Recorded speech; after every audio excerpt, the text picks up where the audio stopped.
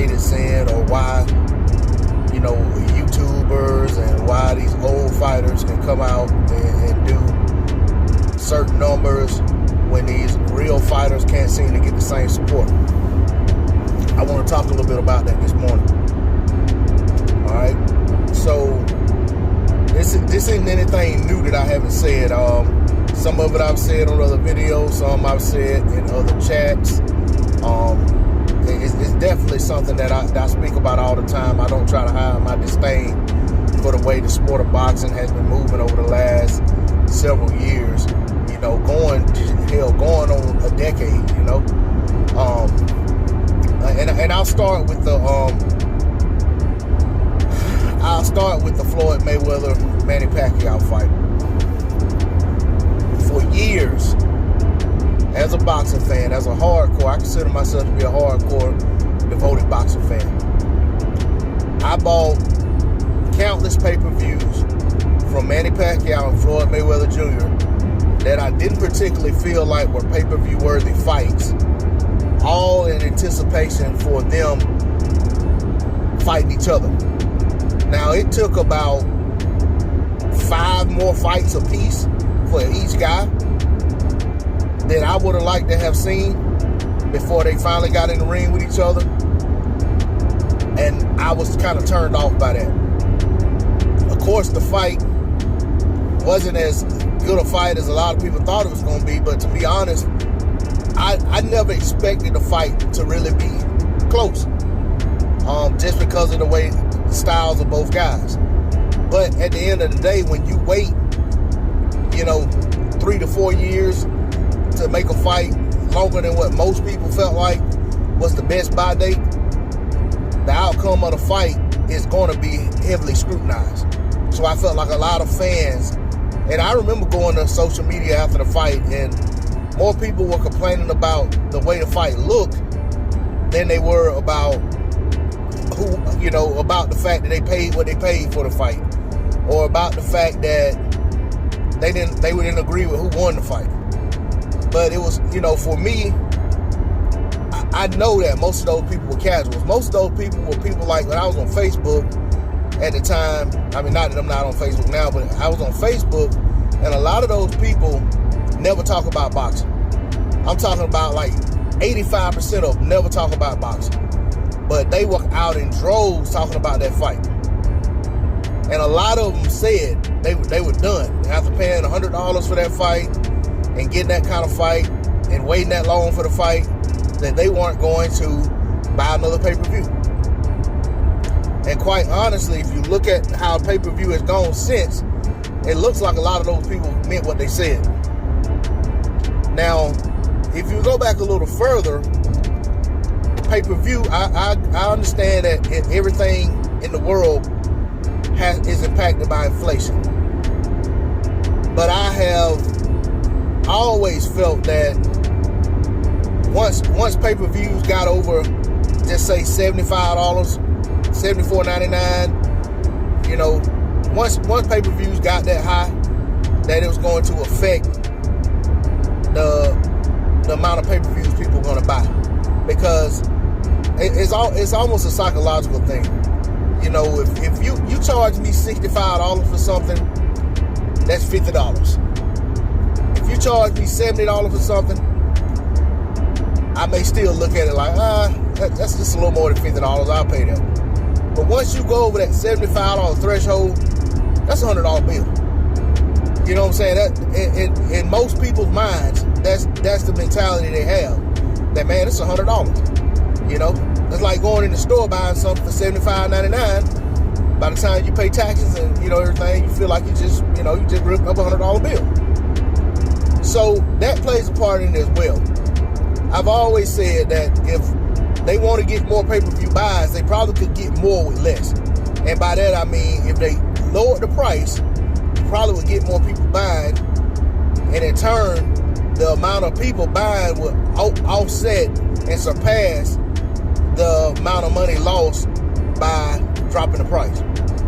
We saw Roy Jones Jr. and Mike Tyson go out there and think their pay-per-view was like $50, and they made a lot more money. That event made a lot more money than a lot of these $75 boxing pay-per-views, these $80 boxing pay-per-views make. So, I think Jake Paul's card was around the same price, maybe less. But aside from that, one of the other issues that we have are that we don't get the best fights in boxing. We get a long, drawn-out saga before we get the fights we really want to see. It's been a while since I really just felt good about paying for a pay-per-view. I mean, there were some that were justifiable in my mind, but if I'm being completely honest, the only pay-per-views that I really felt like were worth it to me, that I felt like, I understand why that's a pay-per-view, that should be a pay-per-view, and I don't have a problem paying for it. Of course, I like it for free or with my subscription, but I don't mind paying for it. And that was the Tyson Fury, Deontay Wilder fights. And honestly, the second one more so than the first one. But at the end of the day, we don't have a say on what goes on pay-per-view. We don't even have a say on what fights get put on. You know, there are a lot of fighters that are in the same stable that we've not gotten a chance to see. There are fights that we got to see, but it was a few fights later than when we really wanted to see the fights. I mean, case in point, if you look at Shawn Porter versus Errol Spence Jr., we wanted to see that fight about 2 or 3 fights before it actually happened. And the realistic thing about it is, by the time we got that fight, although the fight ended up being better than many, many, many people expected, Shawn Porter came off of a fight versus Yordenis Ugas, in which a lot of people felt like he lost. And he very well could have lost that fight with the way it played out. The scorecards could have went the other way. So that would have been a fight that we wouldn't have gotten at that time, and we probably still wouldn't have had it had the scoring went the way I saw the fight. But, you know, I'm just a boxing fan. I'm not a judge. So, you know, my scoring criteria may not have been the same as the judges, so I'm not arguing with the decision. I'm just saying I felt like Yordenis Ugas won the fight, and had it been scored as such, the Shawn Porter fight wouldn't have happened. So my point in saying that is that oftentimes the fights that the fans are demanding, whether it be because the fighters aren't interested in fighting each other, whether it be because the promotional outfits don't want to work together, whether it be because the networks aren't interested in the fight at the time, or whether it's because they want to build the fight up more, whatever the reason is, us not getting the fights that we desire when we want them turns people off. So naturally, if I'm saying I got $75 I'm willing to pay to watch a fight in February, and you tell me, no, you can't have it now. Watch these guys fight, 2 guys you don't really care for them to fight. And then you come back in November and tell me, hey, here's the fight you wanted. Let me get them $75. I might tell you, you know, go kick rocks. I couldn't get it when I wanted it, and I supported your other event, but don't tell me now that you're ready to put it on, and right now I got other plans for my money. You know, or I might just be being stubborn. You know, whatever the case may be. I'm just saying that I think a lot of people, not necessarily may think like I do, but I think a lot of people are turned off by the way boxing is moving. You know, people always talk about the business of boxing when they want to defend why fighters move a certain way or why the promotional outfits move a certain way. But to me, it looks like the business of boxing is running boxing out of the business of boxing. You know, it looks like they have a going out of business plan. And something has to change for boxing to get a foothold of that equal to that or close to that of what it had in bygone years. These fighters have an obligation to give their fans what they want. The promotional outfits have an obligation. The networks have an obligation. But at the end of the day, the fans, although it seems that like it should be that way, or logically and rationally you would think is the case, but quite honestly, the fans really don't have any control over being able to get what we want. And I don't even know that just flat out boycotting the fights, which most fans aren't going to do. We're too loyal to the sport.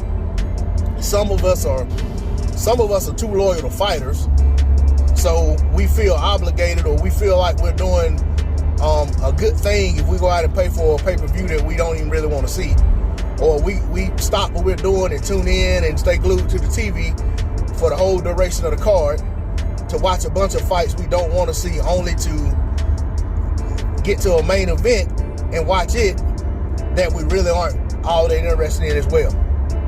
So I don't know what has to happen to fix it. I'm just, I'm not offering any solutions. I don't have any suggestions. I don't have the answers.